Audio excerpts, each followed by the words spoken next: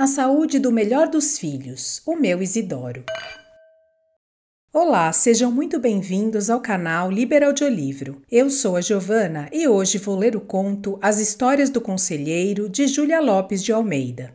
Se quiser informações sobre a autora, clique no card que aparece no canto direito superior ou no link na descrição do vídeo. Dê um like se você gosta deste canal, comente, compartilhe e se inscreva. Se quiser contribuir, veja como na descrição do vídeo. Obrigada! Vamos à leitura.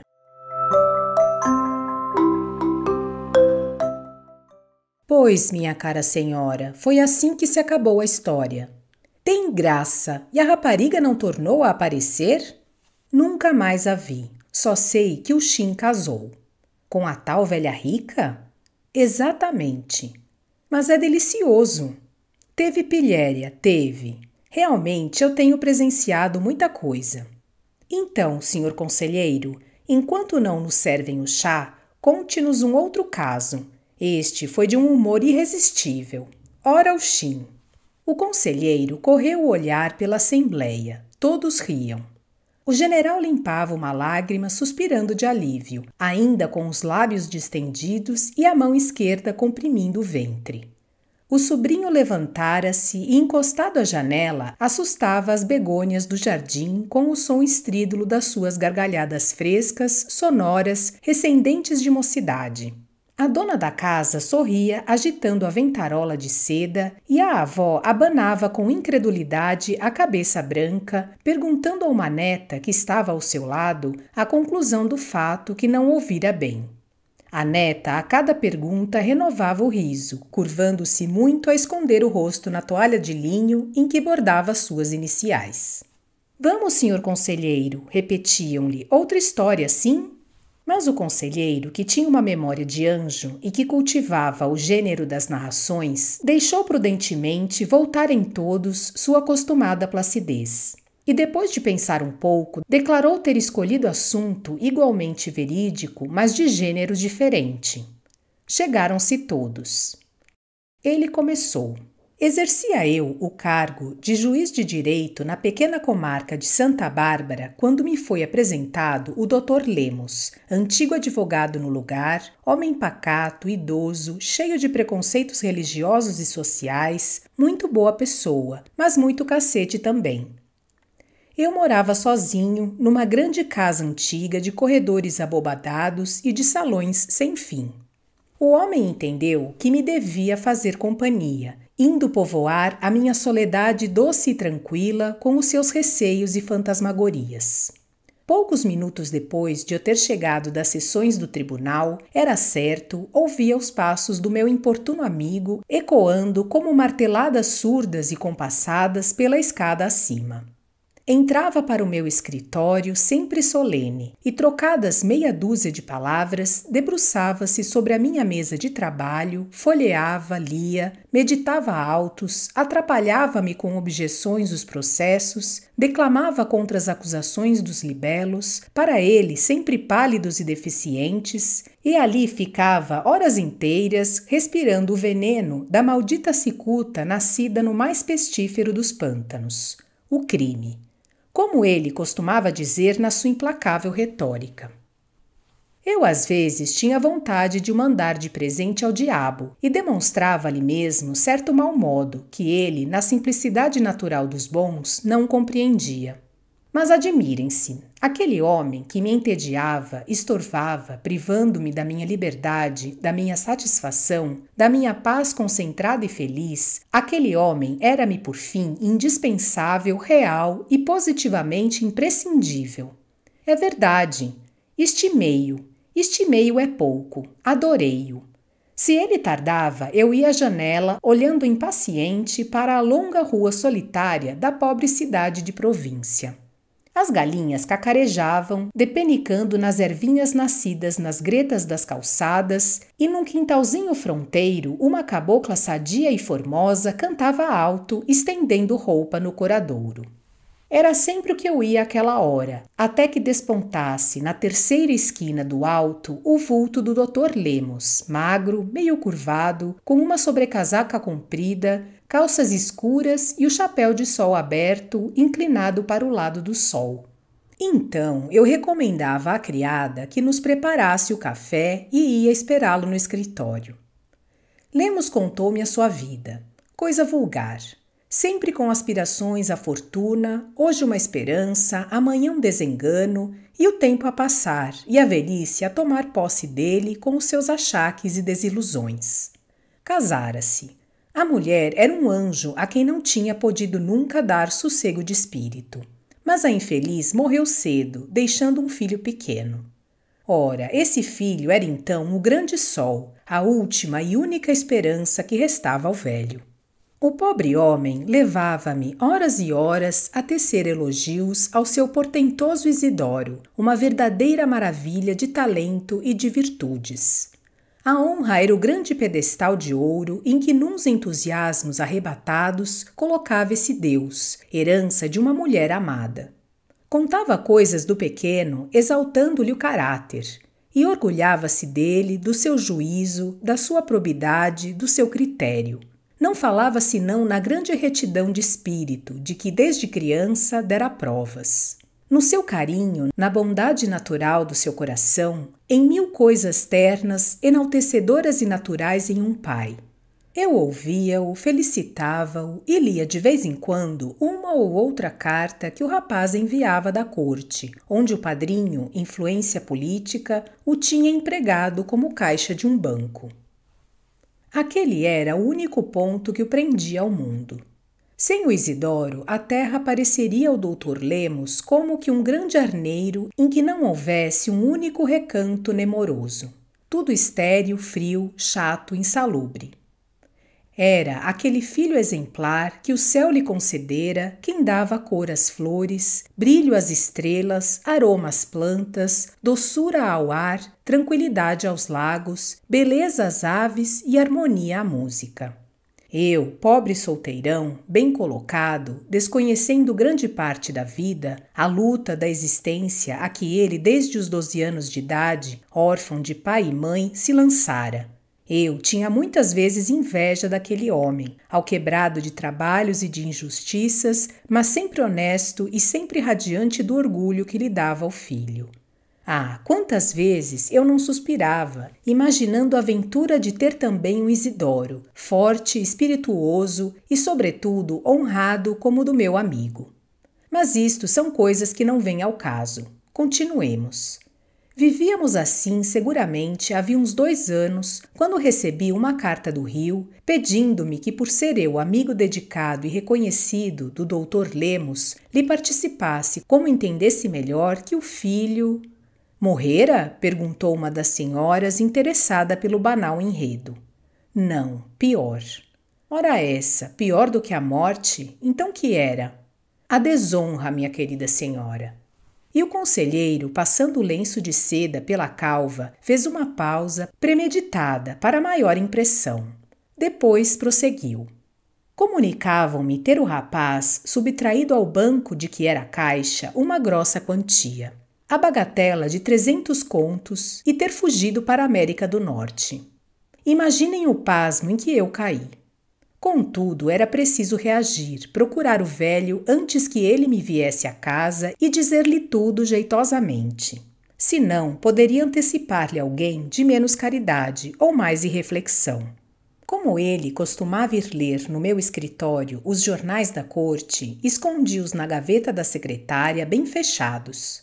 Podia dar-se o caso de um desencontro. Nada mais fácil do que ir eu tomando a esquerda para a sua casa e ele vir da direita para a minha. Saí, fui bater-lhe à porta. Ele não estava. Regozijei-me com isso. Voltei mais sossegado até meio caminho, mas depois irritei-me. Poderia estar tudo concluído e, afinal, havia ainda de esperar uma ocasião propícia para desfechar tão pavorosa revelação.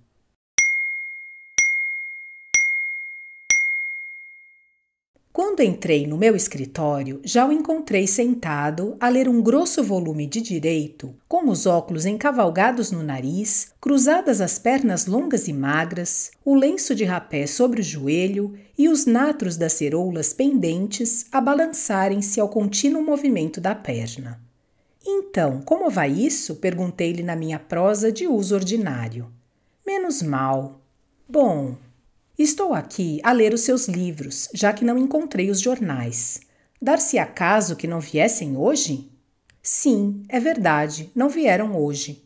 Fazem falta, que diabo, aquilo afinal é o meu vício. Tive um risinho amarelo e pus-me a ler também um infólio a que não prestava atenção, estudando o meio de contar o caso ao velho. Mas não tive ocasião. Pela primeira vez em 27 meses, o Dr. Lemos não me falou no seu idolatrado Isidoro. E eu, à espreita desse momento, para aproveitar o ensejo de encaixar o ensaiado discurso. Convidei nesse dia o Lemos para jantar. Ele aceitou e eu calculei. Está direito, à sobremesa conto-lhe tudo. Jantei mal, ele não. Comia com vontade, acumulando no prato carne, ervas e arroz, mastigando a côdea do pão, bebendo a grandes goles o meu estimado Colares. Eu, que o sabia sóbrio e que muitas vezes tinha presenciado o seu repasto frugal e mesquinho, admirava-me. E pelas alturas da sobremesa, vendo-o animado, com boa cor, coisa extraordinária nele, habitualmente esverdeado, julguei mais acertado novo adiamento. A ocasião não era azeda, com certeza. Lemos cairia morto, fulminado por uma congestão, entre as cadeiras e a mesa, arrastando na queda os despojos dos frangos e as frutas em calda de açúcar. Parecia-me vê-lo rubro, com os olhos desmedidamente abertos e a mão crispada, tentando num esforço angustiado arrancar do pescoço a gravata. Em que diabo está o senhor a pensar? Perguntou-me ele, que parece tão preocupado. Desembuche, homem. Não penso em nada. Enfim, não tenho direitos que justifiquem qualquer insistência. Senão, havia de confessá-lo. O doutor é que me parece satisfeito hoje. Assim é. E chegando a cadeira para perto da minha, abriu a carteira e mostrou-me 2 notas de 500 mil réis remetidas pelo filho, o seu Isidoro, como lembrança de amizade. Vejo seu amigo, continuava ele, que excelente rapaz. Quantas economias, quantas horas de trabalho isso não representa. Meu pobre filho. Nada fiz por ele, não cursou academias, passou muitas vezes vexames, escondendo as botas rotas e tapando com um lenço o pescoço sem colarinho, tudo isso por eu não ter nunca um emprego, uma colocação, uma causa. E agora aí está, dizia com os olhos rasos d'água, apontando as notas. Como ele me recompensa de tantas vergonhas por que passou. E levantando a carteira, beijou com ternura, grata, demoradamente, as 2 notas de 500 mil réis remetidas pelo filho. Não pude reprimir um movimento de indignação, mas o bom homem, todo embebido na sua aventura, não o percebeu. Ofereci-lhe mais vinho e falei de outra coisa. Ele estendeu o copo sem parecer escutar-me. Depois, com um sorriso nos lábios e os olhos ainda úmidos, voltou-se para mim e disse: Vá lá, quero que o meu amigo me acompanhe num brinde. A saúde do melhor dos filhos, o meu Isidoro. Estremeci e hesitei, mas venci depressa a minha grande repugnância e, elevando o cálice, repeti maquinalmente: a saúde do seu filho Isidoro. Os nossos olhares encontraram-se. O dele cheio de ternura, transbordante de glória, num grande extravasamento de alegria. O meu refletindo a mais penosa das impressões. Tocamos os copos e silenciosamente esgotamos o velho porto. Pois, meus amigos, não só ocultei do desgraçado pai o que sucedera ao filho, como ainda fui bater de porta em porta, recomendando silêncio aos seus poucos amigos. Respeitavam-me muito no lugar, e até a minha partida ninguém ousou dizer-lhe coisa alguma a tal respeito. Mas desde esse dia a minha vida tornou-se um martírio em Santa Bárbara. Todos os dias decidia falar ao Dr. Lemos da situação do filho, e todos os dias transferia a execução do plano. Ao senti-lo na escada, escondia às pressas os jornais, cheios do nome de Isidoro. Ouvia-lhe os elogios do filho como o mais honrado, o mais honestamente bom dos homens, sem demonstrar o desprezo, o ódio que esse rapaz distante e desconhecido me inspirava. Uma tarde resolvi definitivamente contar-lhe tudo e convidei-o para um passeio. Íamos a pé devagar, palestrando pachorrentamente. Seguimos pelas ruas menos frequentadas até um campo, onde Lemos parou e, estendendo o braço longo e seco, apontou-me o terreno distante, à esquerda, mais sombreado de árvores, ao pé de uma cascatinha tremeluzente, entre verduras e relvas e manchas claras de pedras. Acolá, disse ele, é que eu desejo e ainda espero ver um chalezinho feito pelo meu Isidoro, onde eu viva ao pé dele, de uma nora sensata e de uns netinhos alegres. Será então, se eu conseguir isso, a minha primeira época de felicidade neste mundo. Não respondi, mas francamente tive vontade de chorar. A única ambição do desventurado era irrealizável como tantas outras. Não, eu não lhe diria nunca o que tinha feito seu honesto Isidoro. Voltando para casa, requeri ao ministro da Justiça licença para tratar da minha saúde onde me conviesse. Felizmente fui atendido. O despacho não se fez esperar muito. Em uma manhã chuvosa, parti de Santa Bárbara. Lemos foi dizer-me adeus à estação. Parece-me que o estou a ver, fugindo da lama, a saltar de pedra em pedra, com o chapéu de chuva aberto, as calças arregaçadas, o sobretudo abotoado e um lenço de seda enrolado no pescoço. Eu já estava no vagão, ele encostou-se ao comboio e segurou-me as mãos com amizade, pedindo-me que de passagem pelo rio visitasse o seu filho. Prometi-lhe isso e desci. Abraçamo-nos. Vi-lhe através dos óculos as lágrimas tremerem-lhe, presas às pestanas ralas e curtas. Meu pobre amigo! Ao primeiro silvo e à primeira oscilação do trem, entrei às pressas. Um empregado fechou com um estrondo a porta. Lemos, recuando muito pálido, fixava-me com ternura. Mais um segundo e o comboio partiu. Debrucei-me na janela. Lá ficava sozinho o doutor Lemos, agitando melancolicamente o seu lenço branco. Escrevi-lhe do Rio, mas não obtive resposta. Soube mais tarde, por uma carta do promotor público, que o velho estava louco. Disseram-lhe tudo no próprio dia da minha partida. Aquela boa gente arrebentaria de impaciência se o não fizesse. Ora aí está, meus senhores, como se acabou esta segunda história. Decididamente, senhor conselheiro, achei muito melhor a primeira. Deveras, minha senhora? Sou da mesma opinião, confirmou o general. E eu, disseram outras vozes. Pois, meus amigos, entre todos os fatos da minha vida, foi este o que maior impressão me deixou. Sempre que me lembro do infeliz pai... Bem, interrompeu a dona da casa, disfarçando um bocejo. Vamos agora ao chá? Desejo que tenham gostado do conto As Histórias do Conselheiro, de Júlia Lopes de Almeida. Obrigada por sua companhia e até a próxima leitura.